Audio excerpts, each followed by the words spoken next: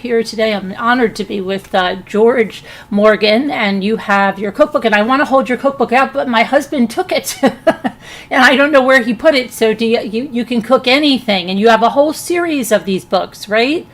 Yes, I'm showing you volume 2 because we cooked out of volume 2 today, which is about vegetables, but there's 5 sweet books in this series, and what's really fun about it is the technology involved.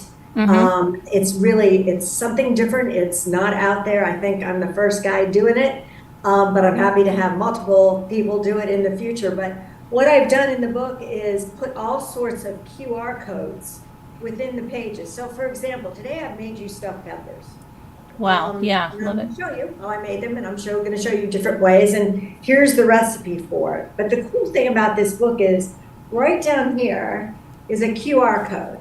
And if you snap on that QR code, you're going to have me in your kitchen showing you how to make these stuffed peppers. Oh, wow, great. And then so what's even more fun is after that, if you go to the back of the book, there's a cute little, on the back page, there's a cute little QR code and says, wait, you want even more? And if you snap on that, you can download a free app that will give you even more information than what's found in the books. So you can not only learn to make these peppers, but I'm going to give you 45 different ways to make them. I'm going to give you a platter to serve them on. I'm going to show you the tools you'll use to make everything come together. And then you'll have a community of people you can talk to about it. So It's really a lot of technology poured into one little sweet little book. And I did put the link to Jorj's book in the video description, and I will drop it again into the chat here.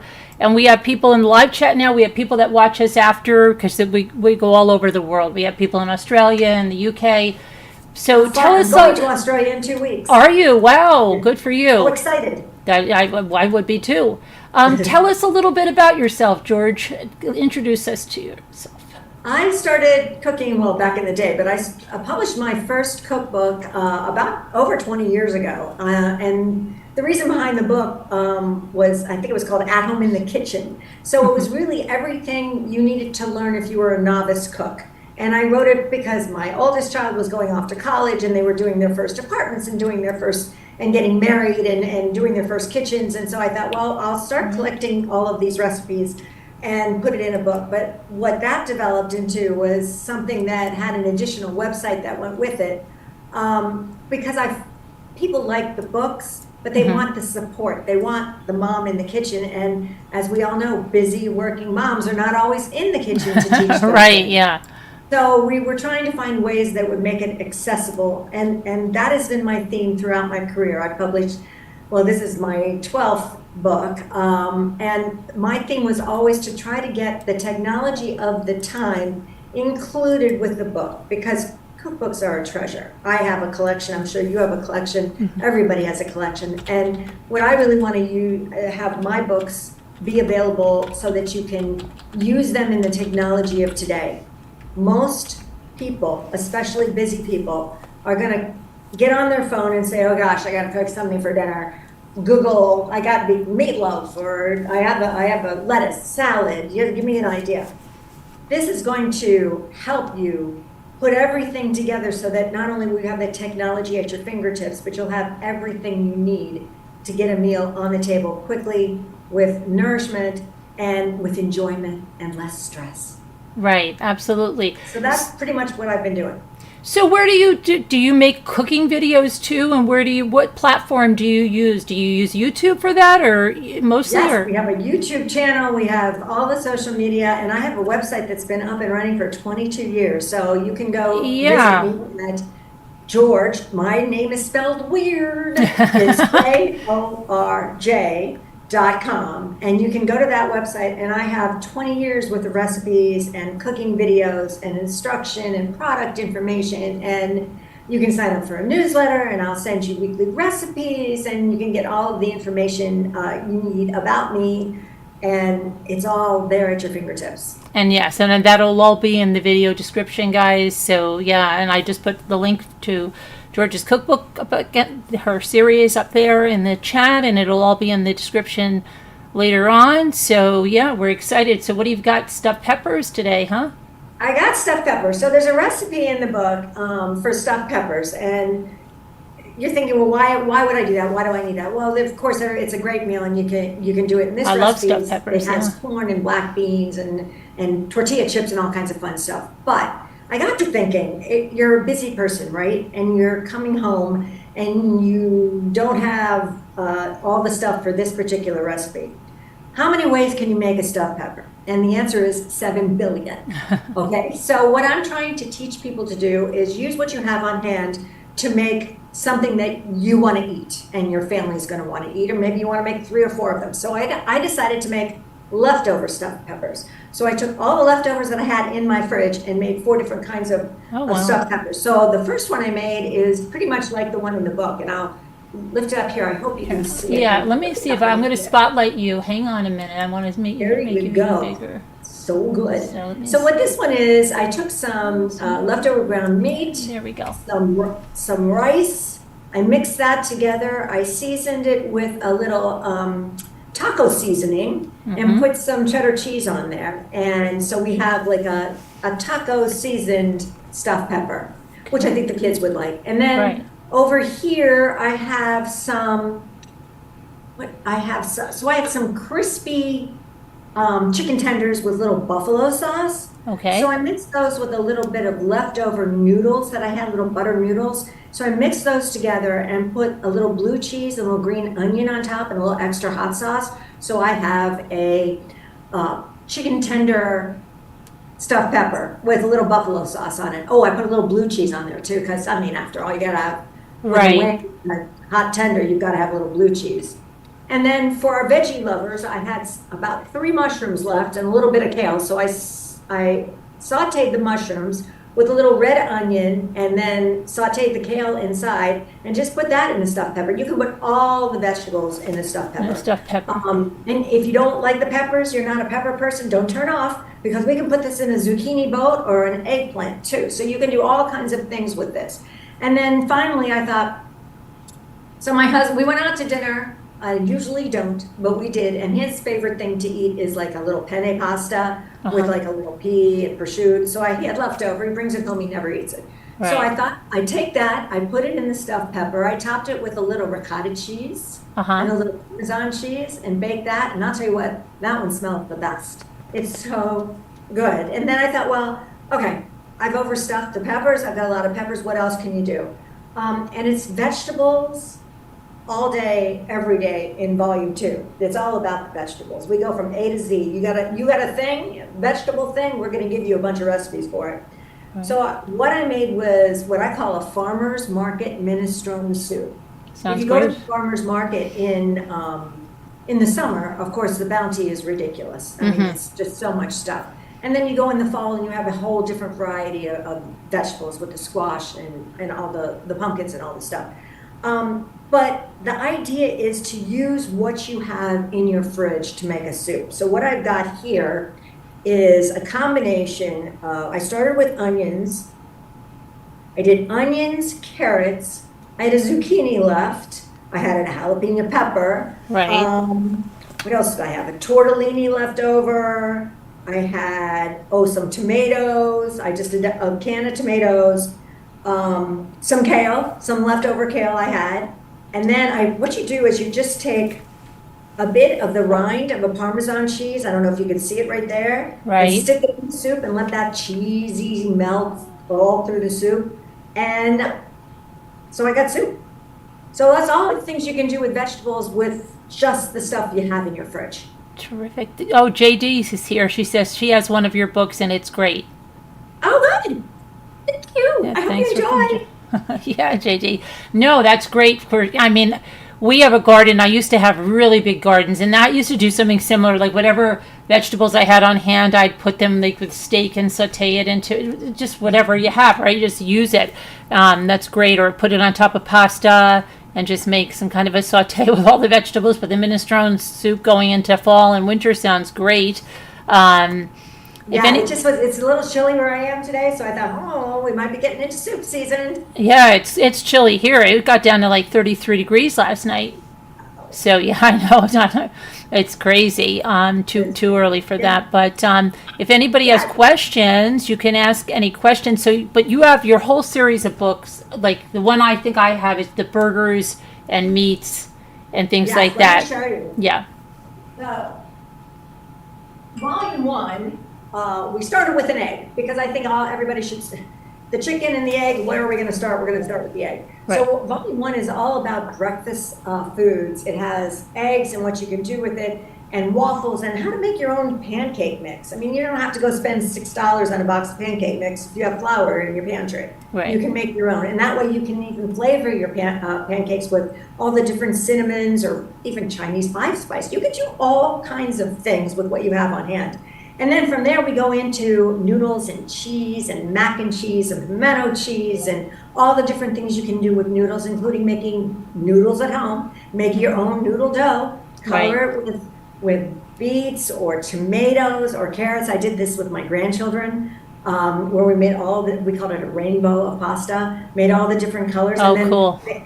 They were so proud of making their own, and then we learned all the different sauces that you could make. So all of that is in volume one. So it's a lot of fun. Volume two is all about our veggies. Number three, as you said, it's about burgers, dogs, everything on the side, French fries, onion rings, and then it gets into all the different cuts of meat.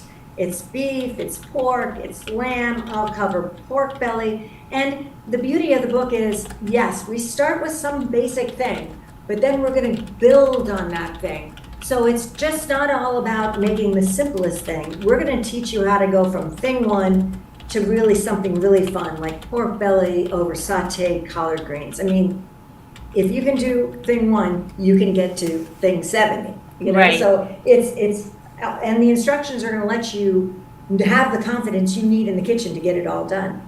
Volume 4 is all about wings, chicken, things with wings, and fishy things. So it's chicken and fish. And we'll take you everywhere.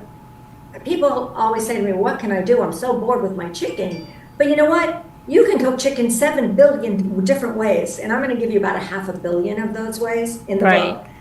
Just to get you started, we're going to teach you what to do with the chicken breast, what you do with the chicken thigh, what you do with the whole chicken, how you make chicken soup, how you make gravy 2 or 3 days ahead for Thanksgiving, which is coming up, chicken stock, all the different things. And then we're going to teach you about fish. We're going to start with salmon because it's the most basic. Everybody says to me, you know, it's just complicated and fish is hard, and fish is the original fast food. You can take fish and make it in under 10 minutes, no matter what kind it is, because it cooks so quickly. Mm-hmm. So we're going to teach you all about that. And by the end of this book, you're going to be cooking a whole fish. It's going to be delicious. And volume 5 is about things you want that are things you can knead, all kinds of doughs. We'll start with breads, and then we'll go to pizza dough, and then we're going to make homemade cinnamon rolls and biscuits and all the different varieties of things that you really want to make at home. And then we're going to go into the sweets. We'll cover cookies, pies, cakes, muffins. I'll even teach you how to make a pavlova. And by the time you get to the end of it, I'll teach you 5 different simple syrups to make a really fun cocktail. Oh, wow. Okay. So, we cover everything. Yeah, absolutely. Let's see, creating 12 which cookbook? Oh, Kevin wants to know, with you creating all those cookbooks, which cookbook was the most fun to create for you? Oh, obviously, the last project is always the most fun. I am very proud of my entertaining book. It was the second one I did. It was at-home entertaining because it teaches you how to entertain, how to have a good idea. It gives you a ton of ideas for parties, and it takes you to a party from 2 people, and then there's parties for 4 people, and then maybe 8, and then we'll take you to a backyard wedding. And the app that goes with that will take that party for 2 if it's a great idea, and you want to expand it to a party for 12, we'll teach you how to do that too. So that was a fun one to do. And I might do a little entertaining series that combines all of the fun ideas and recipes in this book too. So I guess my latest project is my most fun. Yeah. And did you always like cooking? Is it something you always loved to do? I did. I learned, my mother hated to cook. just hated it. But I was lucky enough to have both of my grandmothers live on the same street. So my grandmother, my Irish grandmother, had 5 kids and a kabillion grandchildren, and I had tons of cousins, and we would go there for meals and eat on card tables or benches or wherever you could fit in, and you just grabbed whatever you wanted. If she made 1 apple pie on a Saturday, she made 20, and they Right. were always on her shelf. She made mass quantities of food, and it was delicious. And then my other petite little wonderful grandmother had an only child and made us all sit at the dining room table with her fine china and silverware to eat the absolute perfect little things that she would make. And I learned all the precision from her. So I have this really great background from from both these different cultures, and it's just always served me really well. That's great. And you have children, right? Because you have grandchildren, obviously. Did they like to cook? How many did you have? And like, do you have? And how much do they love to cook? Like, do some of them like I have no? 3 adult sons and 3 daughter-in-laws, Oh, okay. and all 3 sons love to cook. Oh, good. And my daughter-in-laws like to cook too, but I'm very proud of the boys getting in the kitchen, and Yeah. they cook with their children. And of the grandchildren, there isn't a minute that they come to visit me that we aren't in the kitchen for something. It's always one of the projects. It's something we're going to make together, whether we're making homemade pizza dough or bread or cupcakes for somebody's birthday or cookies or lasagna or whatever they want, or mac and cheese. They like my mac and cheese because I make it in a pan and not in a packet. Right. So they're always in the kitchen with me, and it's just adorable because my youngest granddaughter is in 1st grade, and one of her after-school activities is a cooking class. And I thought, oh, isn't that cute? They're making a cookie and a cake. She made chicken piccata. Oh, wow. I Great. said, "Look, you eat chicken piccata? I can make you chicken piccata." She said, "Oh, no, I didn't really like it, Nana, but it was easy." She didn't really like it. So Yeah, it is an experience. I do feel that, over the years, cooking is coming back to the kitchen. It's coming back in different forms. Right. And maybe we all don't sit down at 5:30 and eat dinner together, but there is a time when families come together over meals, even if they're standing up and talking about a game or walking in and out, or one sitting on and doing homework. There is a time when families are coming together in the kitchen over food, and that's important. It's important for the family unit. It's important for the individual child. It's just something I strongly believe in. And not only for families, but friend groups. I believe even if you're out there going to college and you haven't met anybody yet, you should bang on the neighbors' doors and share a meal, because eating, the socialness of eating is so important for your mental health. Yeah. I think it just makes you stronger to have those interactions with different people, and what better way to do it than over food, a shared meal. Right.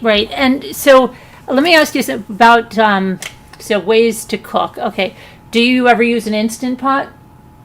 I do. You do. Okay. And I use a slow cooker. And a slow cooker. I was going to ask you about that. Okay. And so what do you think, if you had to think of like 5 essential appliances for someone, what would they be for? A food processor, because the time that, even if it's the little one, the time that you can save chopping and mixing in a food processor makes you want to do it more. And it's just that I like things that are not hard to clean. So you just work it and it goes right in the dishwasher.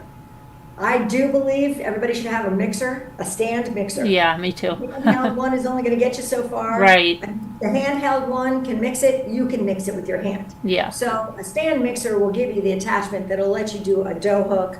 And although you can knead the bread by yourself, a stand mixer, you will find that you'll use it a lot. Oh, I agree. They're so pretty. Yes. And you just take a look at, if somebody needs it on a wish list for Christmas, take a look around, because they are just getting to be something that is almost like adding decor to. Oh, yeah, definitely. Yeah. Yes. So a grill pan. If you're getting married and I'm invited to your wedding, you're getting a grill pan, because it's just an essential pan. It works so well for meat, for fish, for chicken, and it's fast, and it's more healthful in that you're not, unless you want to, you're not sauteing and cooking in oil and butter. You're putting the thing on the grill pan, getting your grill marks like you would on an outdoor grill. That a But cast it's also in iron your one? Is kitchen. that a cast iron grill pan? You can do Or a cast iron, you can do a non-stick, you can do, I mean, they've got a billion of them.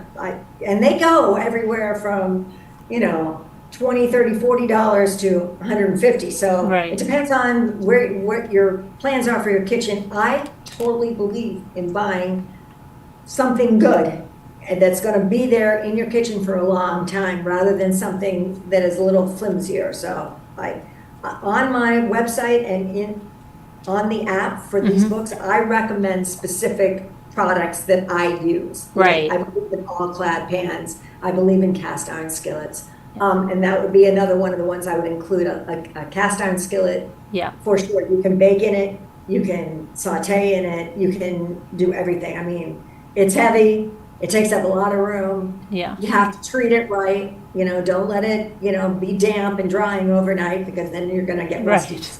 But it just is a great pan. So I don't know if that's 5, but last one, sharp knives. Sharp knives, yes. If you don't cut yourself at least once, they're not sharp enough. And I'm sorry that they're making you bleed. But they have to be sharp. And then once you have this very good set that you invest this money in, make sure you find someone that can sharpen it for you once every 6 months or a year, depending on how you use them. Sometimes you can go to like an Ace Hardware and they'll have knife sharpening. They're all local craftsmen that do this. And not only we're supporting the local craftsmen in our communities, but sharp knives are incredibly important. Oh yeah, exactly. When you have a dull knife and you're trying to do anything, it's just. And you will cut yourself. Yeah, and then you'll mess up your. Yeah, it's horrible. If you have a nice sharp knife, you cut through a tomato, you cut the onions, like everything with ease, and not to mention your meats and stuff.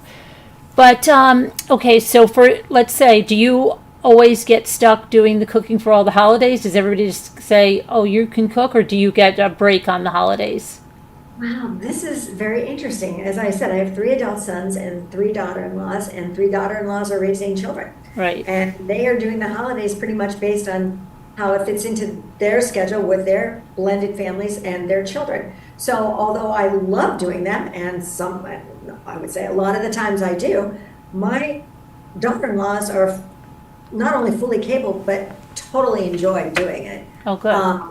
Love the oldest, the oldest of the 2. She has a big family, and she loves the whole entertaining part of it and the communal part of it. And she has this lovely kind of charity thing she does with good deeds on Christmas Eve. So she does a big party, and everybody goes out that she invites goes into the community and does their good deeds. You know, whether it's taking donuts to firemen or dropping off meals to people in need or working in a kitchen on a Christmas Eve. And then they all come to her house and they all have a party. So she's really good at this. And my middle daughter-in-law, she has 2 little kids. So they're busy. Right, yeah. Busy. But Christmas morning is her kind of time. So we come over and we have a Christmas brunch at their house. So yeah, and my youngest son, he loves to grill. So when we get together, we have at least one meal where he's out there grilling for, you know, and everybody comes together for that. So yes, I love cooking for the holidays. And if I'm not cooking with my family, because they're in different places and we're not all together all the time, you know, as families grow. And I cook with my friends. We do potluck Christmas Eve dinners or Christmas Day dinners. We do crazy fun potluck New Year's Days, all day events and stuff like that. We'll just do, I'm in that age where we like to play a little golf on Sundays. We do a little potluck dinners after golf. Everybody brings a little something. We have a little theme. So yeah, I love to do it, but I don't always do it. And do I get other people involved in it? Absolutely, because I believe I love having people bring things and talking about meals or going and bringing something to someplace. Because as I said, I think the fact that it's a communal experience and you're sharing the experience and the food makes it just so much better. Right. Yes, absolutely. I agree with that as well. And I want to ask you, because like a lot of times, like I love to, I guess my first love is probably baking. I baked at such an early age, and my mother was a great, we're Italian, but she was a great cook, but she didn't like, it's not that, I don't think that's so much that she didn't like to bake, but it just wasn't her thing. Like, she made a ricotta cheesecake, and she taught me how to make the pizzellis, with the iron. But, like, I just remember I still remember this. Mom's baking chocolate chip cookies. And I was 6 years old, and I said, Mom doesn't make chocolate chip cookies. And we went in, and she was using slice and bake. But at 5 years old, I was baking cakes. And then I just started to become the baker in the family. So I just started to get cookbooks out, and I would have these cooking shows way before YouTube. I used to talk to myself in the kitchen, right?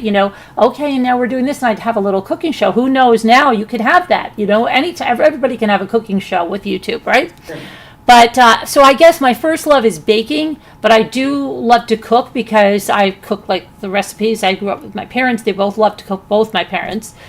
But I guess if I have to pick one, you say my love is baking. But there's a lot of people, like a friend of mine, she says, I love to cook, I can't stand baking. And is it one or the other for you, or do you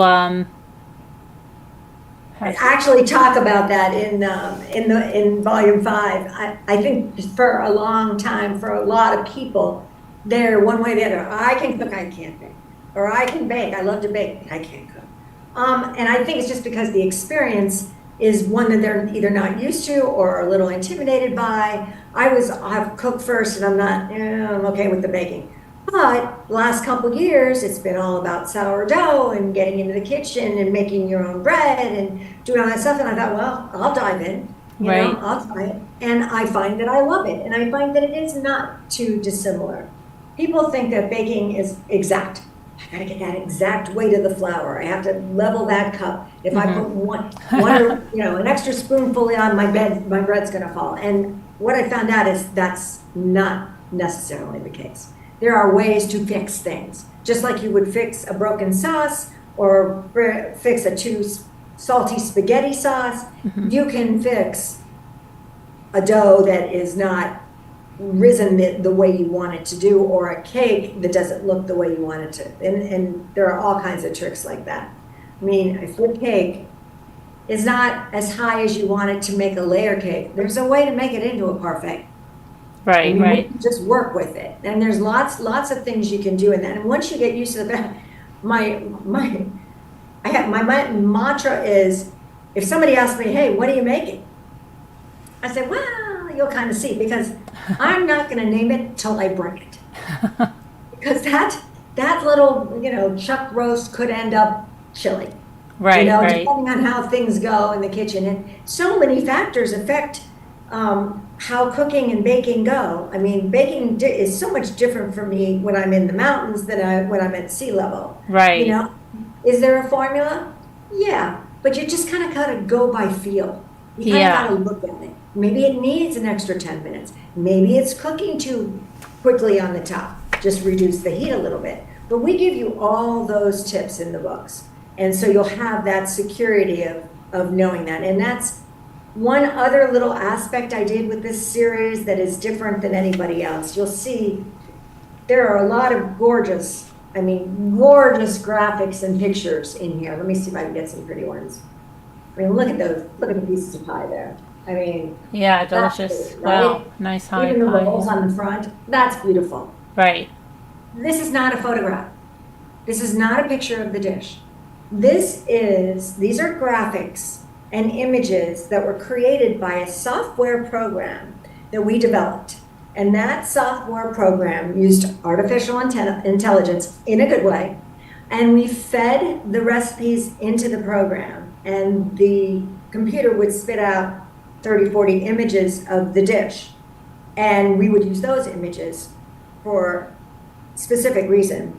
But what we learned was that if the image did not come out to look like what the dish was, if it did not come out looking like a stuffed pepper, right, the recipe was wrong. And we went back to the drawing board, reworked the recipe so that the computer could figure out how it should look. And I did this for a reason. Not only because it was an excellent test of the recipe. I think so many people get a hold of a cookbook or a beautiful magazine and they see a dish, and it'll be a beautiful chocolate cake, and with the curls and the piping and all the stuff, or a meatloaf that is sliced just perfectly and then with grill marks on it, or a steak that's cooked perfectly and then sliced with butter melting on the top. And they'll see these gorgeous pictures and they're like, oh man, I can't get it to look like that. That's not going to work. Or if it doesn't look like that, that's not going to taste good. So I think some of that is just, although gorgeous and although achievable, I think it's just hard. And I think it adds stress to the novice cook. Right. So what I wanted to do was give you images. Hey, it can look like this, but it can also look the way you want it to look. Or you can change the way it looks by doing this, by using a different size cupcake tin, or by putting 3 layers of cake instead of 4, or 1 layer, or make it into cubes or squares. I mean, so we give you so many tools to make things that are not intimidating to you, but that are going to be delicious, creative, stressless, and easy to share. Right. And do you ever get, okay, it's like if you have something that you make, let's just say it's like a signature thing that you make and everybody loves it, and that, okay, make that. Do you ever go through like stress in making it that, oh, it's not going to come out that, like, especially if you're making it for new friends for the first time that have heard about this, and do you stress out sometimes making that, even if they're like, oh my gosh, I hope this comes out the way it should, or like? I cannot say that I do, because I've cooked so long that no matter how it comes out, I'm going to fix it. You're going to like it. Yeah, because the reason I ask is because I make this ice cream cake, right? And I've become kind of known for it. So our friends from the channel, we all go down to Edisto Island in South Carolina for 2 weeks. And so they always want me to make it down there. Well, I had never made an ice cream cake down there. I've only made them in my kitchen here in the mountains. So when I first, and I'm a perfectionist, so I went to the market and they didn't have half it. They didn't even have heavy whipping cream on that whole island. They had no heavy whipping cream, okay? So I'm like, what's going on? So I said, the first thing I had to do, I had to get ready whip, and I had to put it in my piping bag. I brought that. So I'm like, okay, I can make that work. That'll be okay. It'll still taste like the real cream, right? But then we had 2 freezers in the house, and I put one in there, and I used like a cheesecake pan, and it wasn't freezing enough, right? I was like freaking out because they had never tasted this. And I'm like a type A personality, real perfectionist, and I get so stressed, right? So I'm like, my friend goes to me, Carolyn, I'm going to clean out the other freezer. We'll put it in there. It'll be fine. I'm like, no, it's wrecked. It's ruined. Forget it. That's me. I'm like, it's done. This is not going to work here. So then we get it over there, and I'm like, oh, this is not going to happen. And then we get it there. And so, yes, the cream doesn't come to, because I make a stabilized whipping cream with the gelatin. So, of course, it wasn't like that. And then we thought we couldn't find a hand mixer in the whole house. We had one, didn't work, found another one, right? But in the end, it came out great. Everybody enjoyed it. Like, I was the only one that knows, like, oh, this isn't as stiff as it should be, or stuff. But I think... I think that's the point, right? Right. And it's like, I want to learn to relax a little bit like that, but I'm so stressed out with that I just can't. So I don't know if you get like that. So I'm just... well, your friends probably didn't know what Oh, they loved it. They kept telling me, Carolyn, relax. It's great. It's this and that, and I'm like, oh gosh, this is ruined. So yeah. I think that's the pressure we put on our own on ourselves is just, that's where we hinder ourselves. I think that, again, that is one of the objectives of this series, is to give you permission to get in the kitchen to make what you want to make on your terms, your way, right, and then share it. Because it's going to be good. Yeah. And it doesn't have to be exactly like it's pictured, or exactly as it's written, or exactly as you've made it before. As long as it's good and you've had a good time making it and people are enjoying it.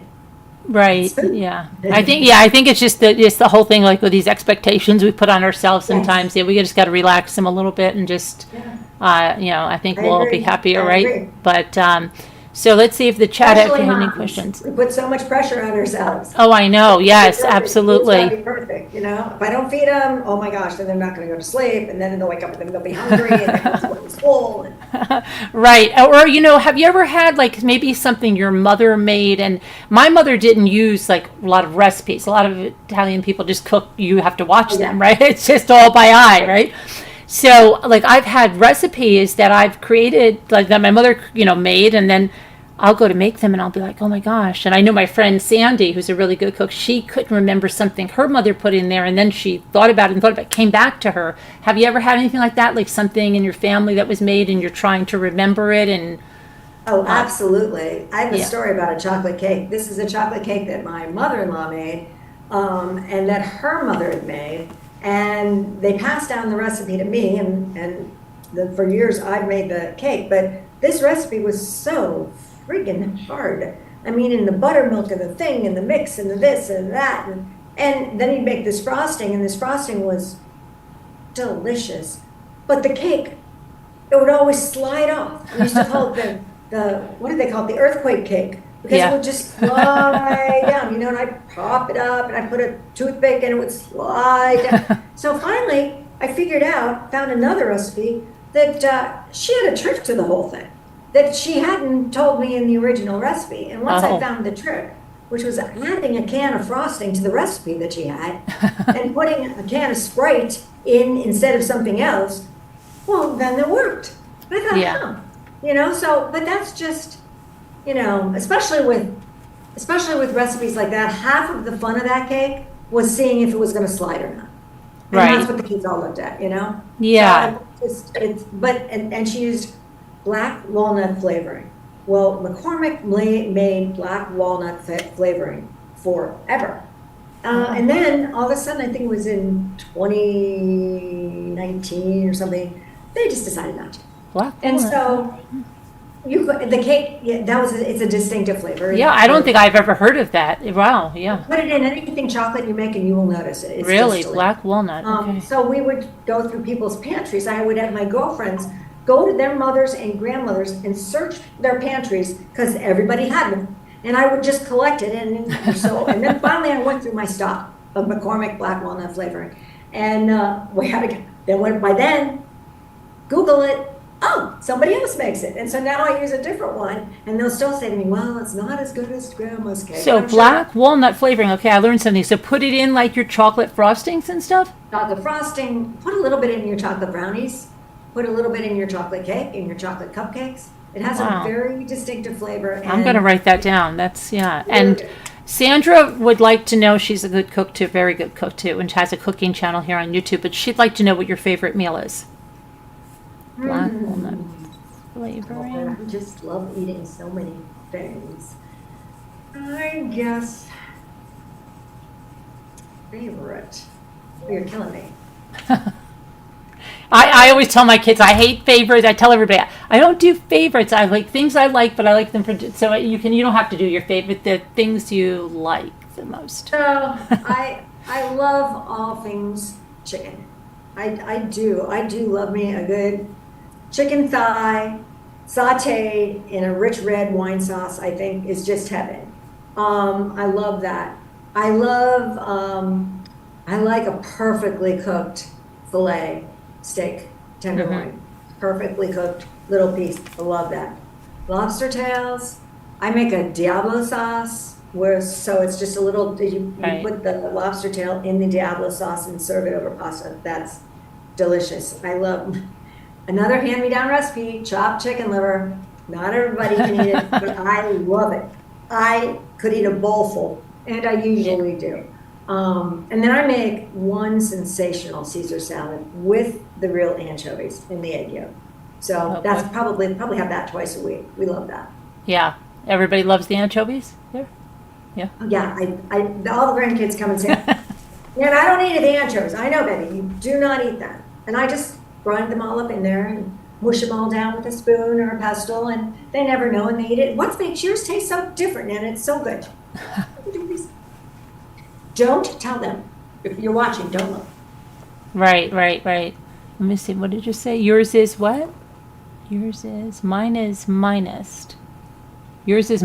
I think that spell corrected something to you, Sandra. Yours is. Linda, do you say that you know the black walnut, or we're writing it down? Or you? Oh, okay. Yeah, anything.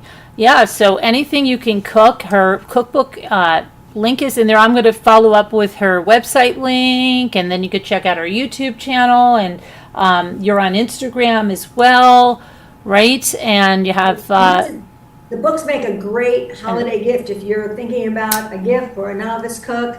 They're great for weddings and showers and baby showers and all kinds of things. But for the holidays, if you've got a little budding cook in your family or your best friend, these are really fun books to have, and the technology makes them even more fun. So there's in the 5 books, there's over 130 instructional videos. I'm going to teach you everything from chopping an onion to making beef Wellington. So it's all really, it's fun, and it's a good gift. So, and you can find them on my website, jorj.com. right. Yes, and that'll all be in the video description. And we have a little promotion going on now, so there's a little sale on the books up until going for the holidays. So, okay, all right. I know what she means. That's some kind of a sausage. I don't know if everybody knows it by that name, Sandy, but I think it's this sausage dish, isn't it, that you make with I'm trying to figure out. She told me about this so many times. That's I can't remember what's in that. I think it's some kind of a sausage dish she makes. Right? Am I right, Sandy? I think so. Yes, okay. But yeah, so it was a pleasure having you on. Is there anything you'd like to tell us before we go? I just want everybody to enjoy your holidays, share a meal with some friends, get your family in the kitchen, make something you haven't made before, and just have fun. Just have fun. That's great. Thank you so much for having me on. Thank you so much for coming on. It's been a pleasure. Come back anytime, and I'm going to put the links to everything in the video description, and I wish you the best. Happy holidays, and I hope everything gets settled in your mountain towns, and God bless for that. Yeah, prayers, yeah, for everybody, and that's been affected by those storms. Just terrible. But thank you so much for coming on. Thank you. Okay, and bye-bye, everybody. We'll see you later on. Let me see, and that. I'll see you all later on. Hope you enjoyed that, and we'll be back later. I'm going to sit here. The trial for Leilani Simon is on, and Sarah Boone had some motions hearings, but those are over. So I will talk to you later on, guys. Love you. God bless, and prayers for everyone that needs them. We'll see you later.